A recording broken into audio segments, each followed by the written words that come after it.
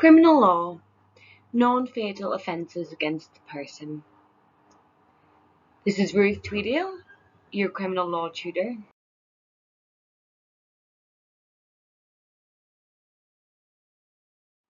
This lecture will cover a range of offences, from unwanted cutting of hair to life-threatening attacks.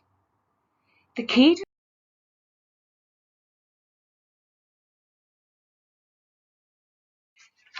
are non-fatal offences against the person, conduct, or result crimes. Please take a couple of moments to think about this.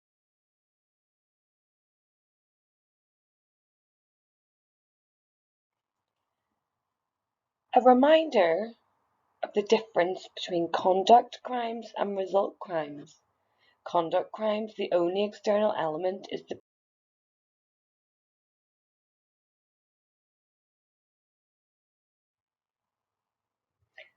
What is an assault? What do you understand by an assault?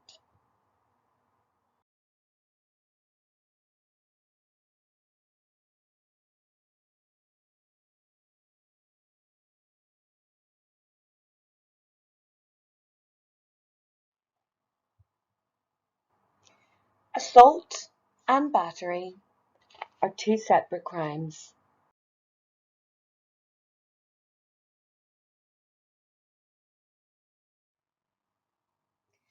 Common assault and battery developed as common law crimes.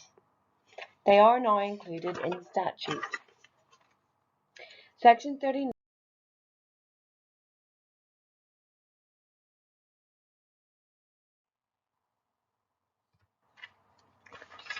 We've now covered the definition of what common assault means. So let's split that up into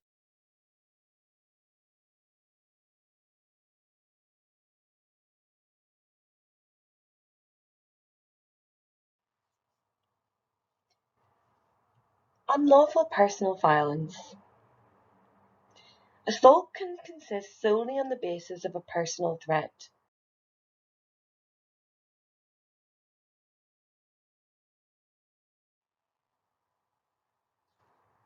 The final question was, what is the mens rea of assault and battery?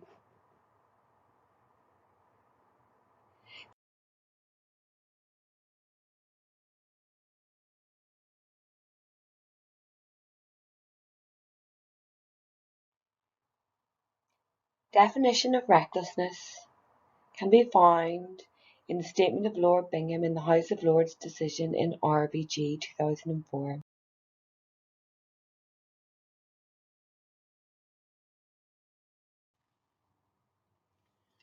Battery is voluntary infliction of unlawful violence.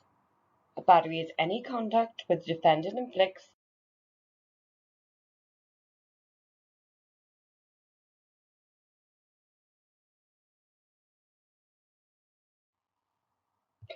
Below you will see a diagram to help you understand the elements of battery.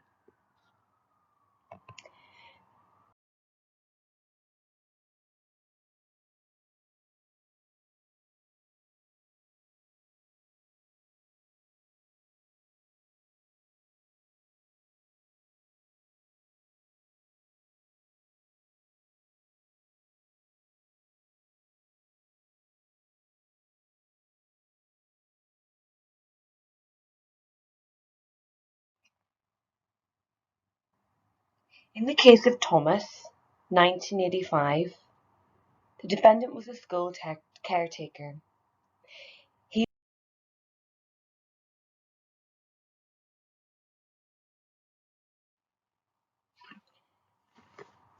In the case of K versus DPP, this involved a minor, a 14-year-old.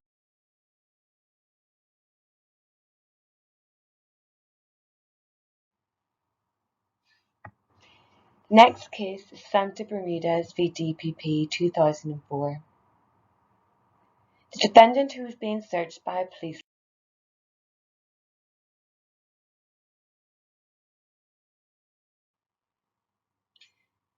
We shall now move on to some of the more serious offences. These are offences that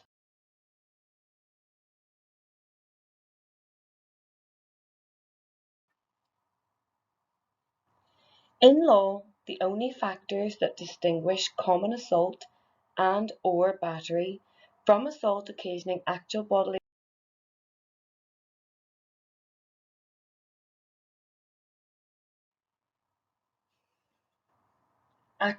harm is to be given its ordinary meaning.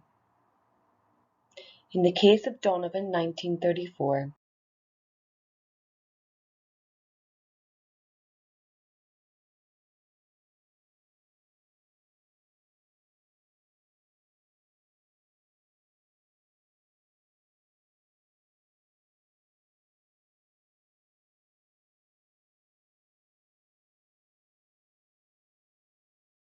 in the 1994 case, Chan Fook, the defendant was convicted under Section 47 after assaulting the victim, who the defendant suspected of.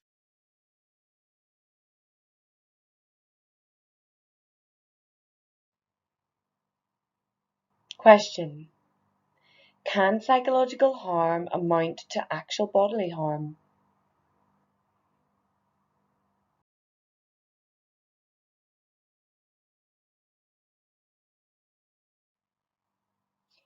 In R.V. Ireland and R.V. Burstow, 1998, these were two cases.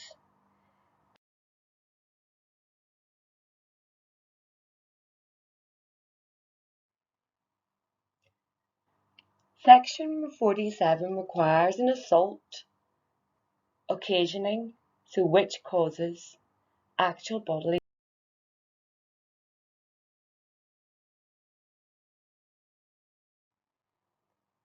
This means that Section 47 requires the mental element and the act.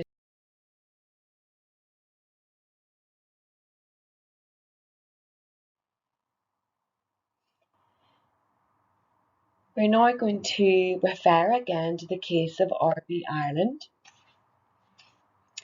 This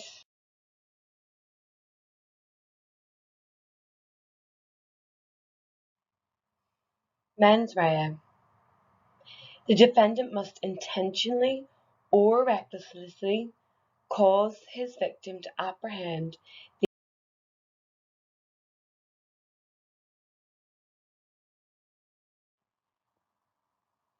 Take a moment to think.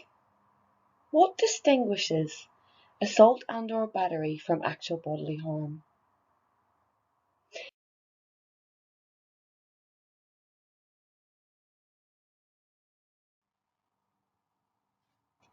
Malicious wounding or inflicting grievous bodily harm. Section 20 of the Offences Against the Person Act.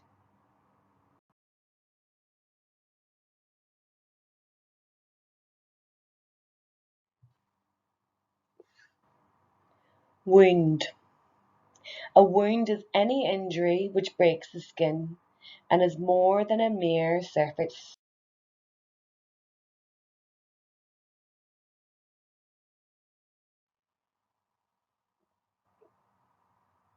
Grievous bodily harm. Described in Smith, 1961, as really serious bodily harm.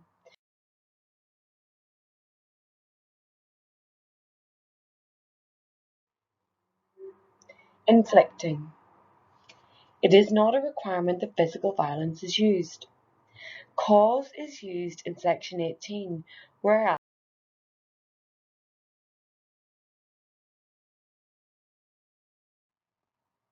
in the case of Brown and Stratton, two cousins attacked the father of one of the men.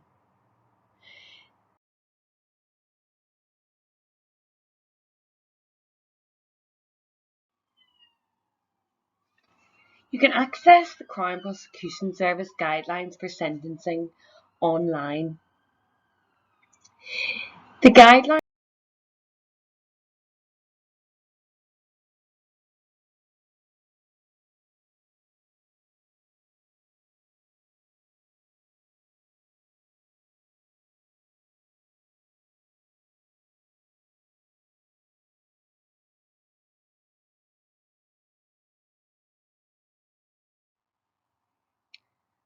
What about passing HIV or other STIs?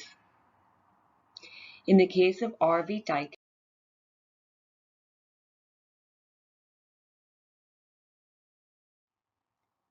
in Brady, the defendant alleged he fell off a balcony and landed on a woman and she suffered serious injuries.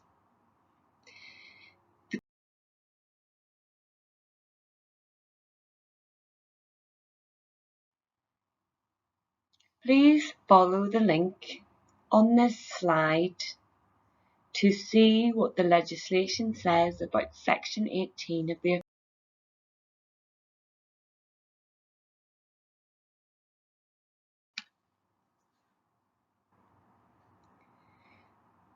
Now we're going to look at Section 18. Hopefully you've had a chance to glance through the legislation.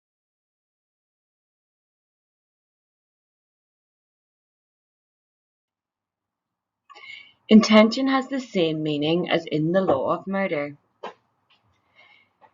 Please refer back to your notes and consider the woolen text.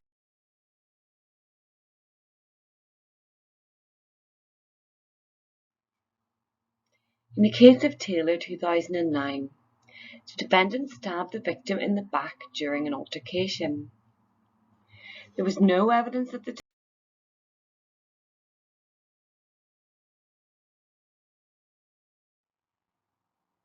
Thank you for taking the time to listen to this lecture.